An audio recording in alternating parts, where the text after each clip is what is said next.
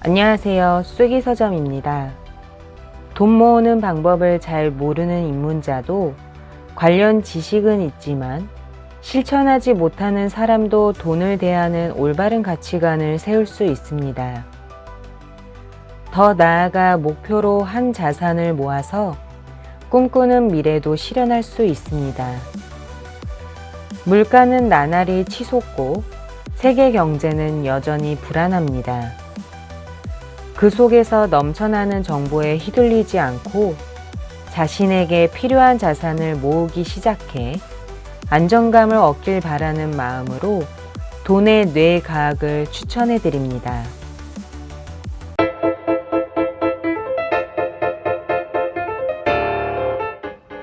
여전히 많은 사람이 돈을 모아야 한다는 사실을 알면서도 좀처럼 시작하지 못하고 있다.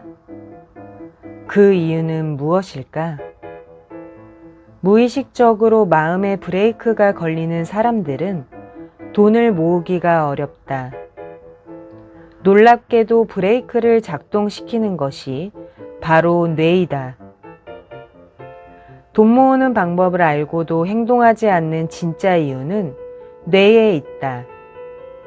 행동하지 않는 자신을 다그치지만 말고 행동할 수 없는 이유를 상냥하게 물어보자.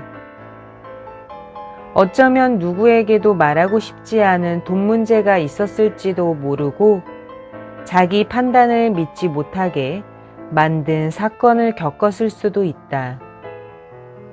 또는 자신을 지키기 위해 투사라는 방어 기제를 작동시켰을지도 모른다. 사람은 힘든 상황에 놓였을 때 무의식적으로 자신을 보호하려는 행동을 한다. 정신 분석학의 창시자 지그문트 프로이트는 그 행동을 방어 기제라고 불렀다. 그중 투사는 다른 사람이나 주변 환경 때문에 이런 상황에 놓였다라고 생각하는 방어 기제다. 이 외에도 퇴행, 부정, 신체화, 억제, 유머, 승하 등 여러 방어 기제가 있다. 사람은 누구나 외부 요인에 마음이 흔들린다.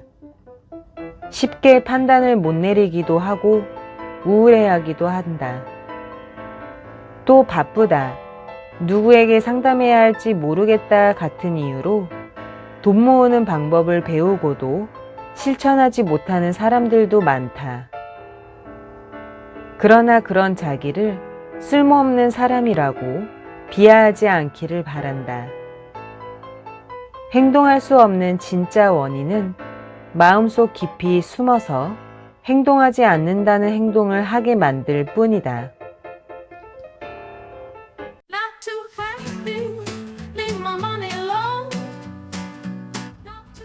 나쁜 경제 습관이 있다는 사실을 알지만 고치지 못해서 고민하는 사람은 적지 않다. 올바른 금융 지식을 배워서 꾸준히 돈을 모으고 싶다. 경제적으로도 정신적으로도 풍요로운 삶을 살고 싶다. 이런 바람을 이루지 못하게 방해하는 존재는 무엇일까? 바로 무의식적으로 작용하는 신념이다. 신념이란 옳고 그름에 관계없이 자신이 마음속 깊이 믿고 있는 고정관념이다. 가치관과는 다르다.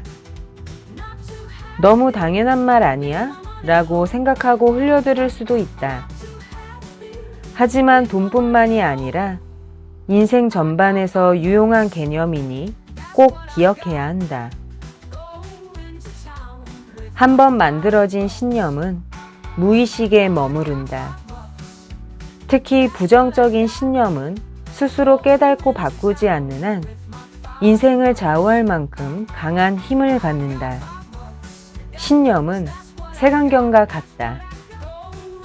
빨간 렌즈의 안경을 끼면 세상이 빨갛게 보이고 파란 렌즈의 안경을 끼고 세상을 보면 파랗게 보인다. 투명 렌즈의 안경이라면 본래의 색으로 보일 것이다. 이렇듯 신념은 세상을 보는 렌즈 역할을 한다. A는 보고서와 프레젠테이션 자료 작성 능력이 아주 뛰어나다. 그러나 발표할 때가 되면 딴 사람이 된다. 사람들 앞에만 서면 얼굴이 새빨개지고 자주 손에 땀도 난다. A는 오늘은 반드시 프레젠테이션을 잘 끝내겠어 라고 각오를 다지며 발표 자료를 완벽하게 준비했다. 그러나 발표를 시작하자마자 머릿속에 매번 프레젠테이션에 실패했던 모습이 스쳐 지나갔다. 결국 A는 극도로 긴장돼서 말이 잘 나오지 않았다. 설상가상으로 슬라이드와 다른 부분의 대본을 읽는 바람에 듣는 사람을 혼란에 빠뜨리고 말았다. 얼굴이 달아오른 A는 역시 나는 프레젠테이션을 못해. 이번에도 실패했다. 라고 생각했고 A의 신념은 더욱 강해졌다. B는 보고서와 프레젠테이션 자료를 잘 만들지 못한다. 하지만 다른 사람들 앞에서 말하는 데는 자신이 있다. 준비는 완벽하지 않아도 실전에서는 잘 풀리는 경우가 많았기 때문이다. B는 오늘도 실전에서 잘 될 거야 라며 의욕을 불태웠다. 조금 부족한 슬라이드 자료로 발표를 시작하자마자 자료에서 작은 오류를 발견했다. B의 자료의 오류를 정정하며 사과했고 듣는 사람들도 이해하고 넘어갔다. B는 역시 나는 실전에 강해. 다음에는 자료를 조금 더 공들여서 만들면 더 좋은 프레젠테이션을 할 수 있겠어 라고 생각했고 B의 신념은 점점 더 강해졌다. A는 완벽한 자료를 준비해 오늘만큼은 프레젠테이션을 잘하겠어 라고 생각했다. 하지만 항상 발표에 실패한다라는 신념이 작용해 결국 그 신념대로 실패하고 말았다. 이렇게 부정적인 신념을 제한적 신념이라고 한다. 프레젠테이션에서 성공할지 실패할지는 실제로 해보기 전까지 알 수 없다.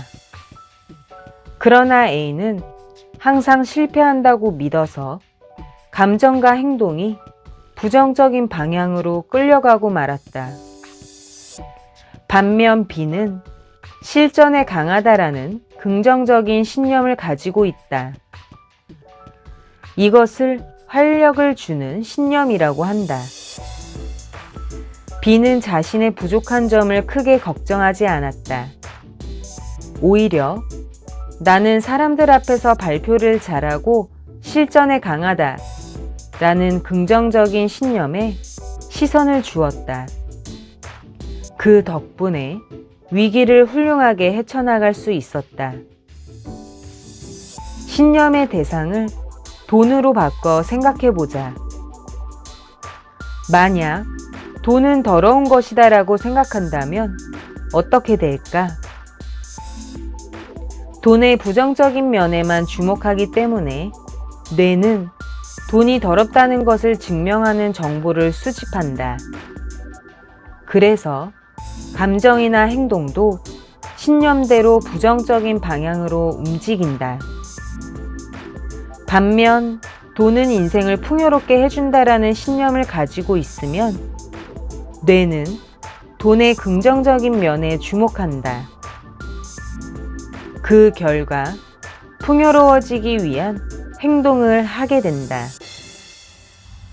이처럼 돈도 인생도 믿는 대로 흘러간다.